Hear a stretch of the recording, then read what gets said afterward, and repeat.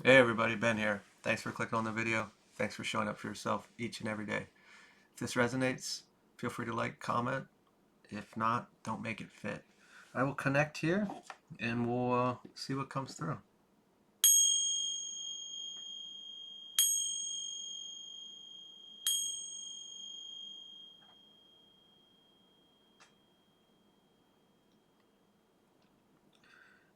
There's like a water main, if you will, a large pipe, a lot of water in it, highly pressurized. It's technically the pipe is full, but you can see the force of the water, which normally with all that volume you wouldn't be able to tell. It is a hidden force moving at rapid speed.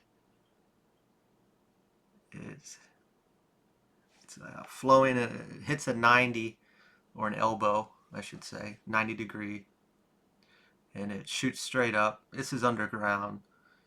It's now geysering, from the earth. The desert area, very dry.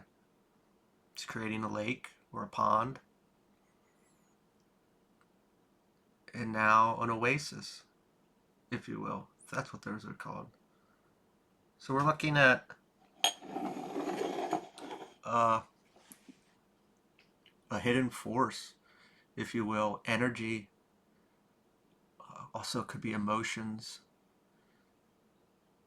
driving somewhere. It's invisible. It's under the radar. It's unknown.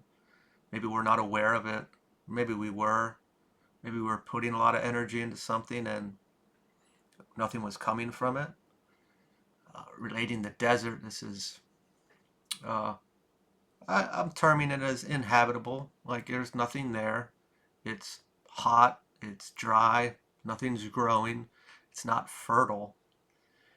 And now what's coming to mind is like, I'm probably wrong about this, trying to think back to seventh grade history, like the Nile River and the tributaries. If we think of, such a deserted area and putting water there, what takes place? We need it to live. And an ecosystem comes from it, a very abundant oasis that, now that, going back to this, like the mirage, being in the desert and seeing things like this, and we get there and there's nothing there. We're dreaming of this, we're hoping for this, and this force was very powerful.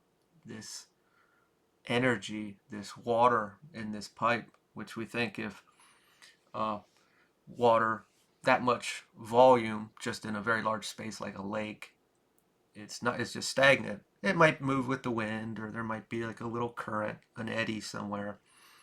But when we take that much volume and we force it into a much smaller hole, it's going to have pressure now because it won't fit. And this is going back to putting a lot of energy into something, and maybe we weren't seeing anything come from it. And we're looking at this desert, this unfertile area. But wherever our attention goes, energy flows. No matter what we do with it, we can create something out of nothing, which to me, that desert was deemed as inhabitable, unfertile. And that water came in and it created an oasis. So, Spirit, let's dive in here a little bit. The Empress, nurturing soul, fertile, very fertile, continuously seeing the potential in something and dumping energy into it. We are tending to it, caring to it. If you could think, if you had a desert and you flooded an area to make a lake, uh, it would take a little bit of time for everything to pick up. Naturally, it could do it on its own, but if we put our energy, our love and care into it, it's going to flourish a lot more. That goes with anything. When we physically put something, us into something, however that may be, energetically, emotionally, physically, it has a different weight to it. it carries a different vibration. Let's just use AI for example. If I just used AI to create everything, there's no energetic signature to it. It is a computer generating something for, naturally, profit or information. When we put us into something, it has a different hold. It means more, let alone to us. Like, I built this, I did this, I created this, I am in this physically. I always think of cooking. There were times in my past, uh, if I was, say, in a relationship and the energy was off, there was arguments or something, and I cooked a lot, often I should say, depending on what timeline we're talking about. But if I cooked and that energy was there, that meal sucked. It tasted like shit. Now, there was other times when the energy wasn't like that, and when I would cook, it tasted really good. So we can kind of see how energy, when we put our energy into something, there is a lot more at hand than just this superficial idea.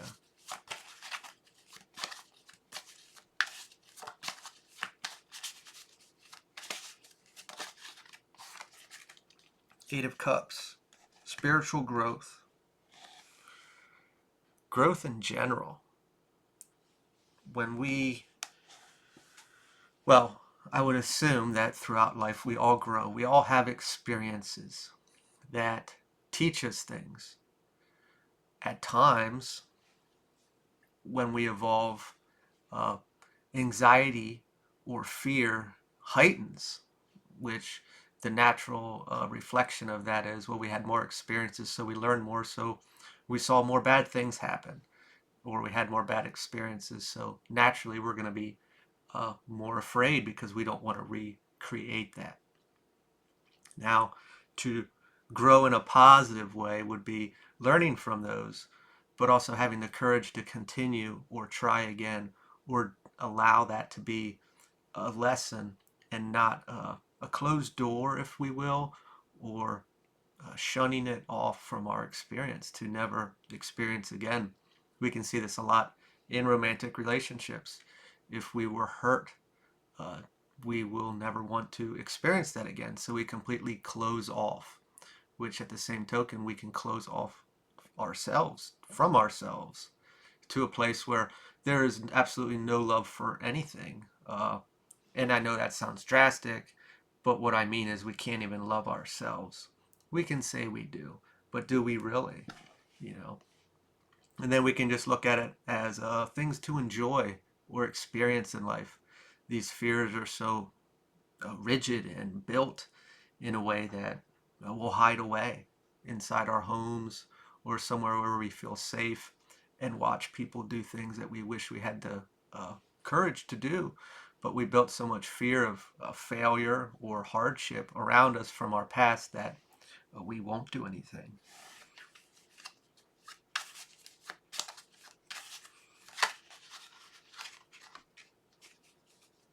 King of Swords reversed. Arrogance. Every time I see this card, I think of it as someone in the external thinking your decisions or your path or your motives uh, come off arrogantly, or that you are arrogant for thinking the way that you do or saying the things that you do. And it so it's coming as just, new levels, new devils. There's always going to be a hater, and if you're not doing anything right, they won't exist. So you have to be doing something right to have somebody to uh, have a problem with it. You know, where does that come from? It's the projection or the reflection of the other that uh, is jealous or doesn't feel good enough or doesn't have the courage, and the fear is holding them back to do something like that for themselves. You know, where do we all stay? It's really comfortable in safety. And when we have a lot of fear, where would we go? In a place that feels safe, you know? So until uh, others would get out of that place or take risks on their own, they will project their own insecurities onto others. Ten of Swords reversed. Recovery. When you actually look at the Ten of Swords in general, it is often seen as an end, but it's also a beginning. You've came to a culmination of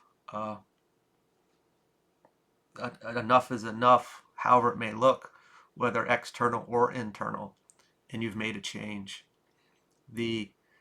I was saying the other day how when we're in complacency so much of our circumstances or the people around us, we usually have anger towards them at a stage. And this anger and this frustration for finally seeing things, we often want to blame the external. But at that point, we also take accountability for ourselves for allowing such a thing. And this anger and this frustration is action, is energy to finally get out or move forward, take a stand, do something to change your circumstances. This anger and frustration doesn't need to be voiced or yelled at someone. If it is, that's fine. I'm not saying that's wrong. I'm just saying that it doesn't have to be presented that way. It is inside you. It is ready to move. It is action. And by doing so, there is a stage of recovery, of course. Recovery from things that we didn't see. I think the natural response is, I don't know them, but there's like 5 or something, and there's anger is normally the first one, and then there's sadness or grief, and then reflection, something like that. These are all, it's part of the process. We have to recover then when we see things for what they were, whether, yes, people may have done wrong things to us, but we also allowed such a thing to an extent. We didn't have self-respect, maybe, our confidence, our fears, our courage wasn't there, and we stayed in a place that felt, safe, even though it may have been toxic.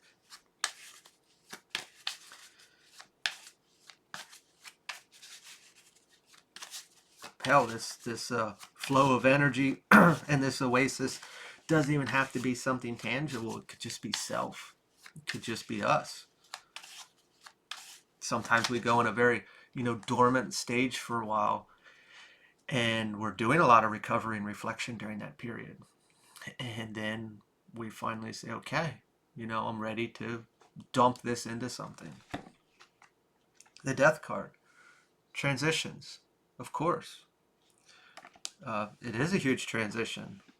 Like I said, or I was just saying, we were, you could have been in a stage of stagnation and reflection, recovery, or we were in this place of complacency, and this anger finally got us moving, this frustration that I deserve better, enough is enough. And this transition, transitions are, what's the word, a two-sided coin or something like that. That, yeah, there is good to come from it, but there's also pain experienced at times because we are mourning our old self. We are losing our old life in a way, our old way of doing things. And sometimes when we hold on to that, why are we holding on to it? Ask yourself. A place of comfort, a place that we were used to, and memories. A lot of things carry on from, our past times or our experiences. But there's also so much potential and opportunity in the new, and viewing that obviously will help and motivate, towards inner peace, temperance, balancing these transitions, our growth, our learning, and our energy, emotions in general. Emotions are the key. Everyone's emotions and how we see things and how we feel about things are going to be different. They really are. People can say they went through the same situation, but guess what? It hurt a hell of a lot different to the other person from the other. And that wound or that scar is going to be carried for a different length of time. And then every other little aspect in their life is going to affect that wound different from the past and in the future. So we can, what's the word? Shit, I don't know what it is. We can collaborate, with our struggles and our problems. And sometimes it is helpful. I'm not saying it's not, but it's not going to make the pain go away. Nothing external truly is. It's in us, and we have to see it and heal it and understand it for us to move forward. And that is going to be different for everyone, I guess is what I was trying to say. But getting to that place of inner peace. The world reversed, unfinished, cycles. We can't ever move forward uh, in our minds. And, if our mind isn't moving forward, our external isn't really going to move forward. The external can move forward and help our mind, of course. But if we're ever like in a place saying, I did all this, I made all these decisions, and nothing's, manifesting or changing in my 3D, what's going on? Well, we're still hanging on to something. There's still a cycle open. And it's probably deep in there. It's hidden a bit. It is an emotion, it is a wound, it is a trauma, however we want to look at it, that we are still grasping towards. And when we really look into it, sure, I just want it over with, but there's something deeper that we're hanging on to it for a reason. And I'm guilty of saying, I just want to get rid of it. Like, I want to move forward, but there's this timeline in there. And how can I speed it up? How can I make it go away? How can I finish it? And sometimes I can't even see it. I'm using myself here as an example because it's easier to explain. And if I can't see it, you know, what am I just supposed to stop? Just, well, yeah, I'm supposed to just stop. Stop what? Trying to fix it, trying to see it, allow it to come, allow it to unfold naturally, allow it to be what it is, whatever it may be. The more we try to control or speed things up in this aspect, the more resistance you're creating inevitably for the situation at hand. This is where the surrender comes in. And that's always a touchy word when I hear it because it almost sounds like you're giving up, at least in my mind.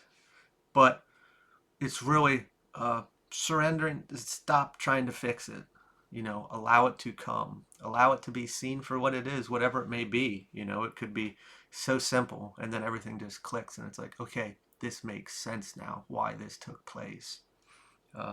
The cycle is more than likely, I know I already said it, but connected to a wound, of some sort, or emotion, maybe a pattern, a way of thinking. And that does take a bit of time. Like if we just came out of living this life in the past, that's all we know, and we're carrying that into a completely new experience. It's going to take a little time till our brain starts to see things differently. If we always had things ripped from us, once we started to get comfortable, that's a hard thing to let go of, to not expect when the shoe's going to drop again. Uh, Same thing in relationships. Let's look at worry and anxiety, leaving those kind of mindsets of bad things always happen to me, or the same thing, when's the shoe going to drop? How are we going to let go of that? Our body has to rewire ourselves. It is just like a clock, you know. Every time I go to bed, my body gets tired. Every time this happens, I get anxious. Well, we have to rewire it. It has to balance out. Every cell of our body is on point, ready to freak out, It takes a little bit of time. We have to be patient with ourselves and understand that, hey, I'm adjusting. I'm adjusting. Just like daylight savings time, if that's something you experience, our body has to adjust. I'm going to leave it there. I wish you all the best. If this resonated, feel free to like, comment, share, or subscribe. And I will talk to you all later.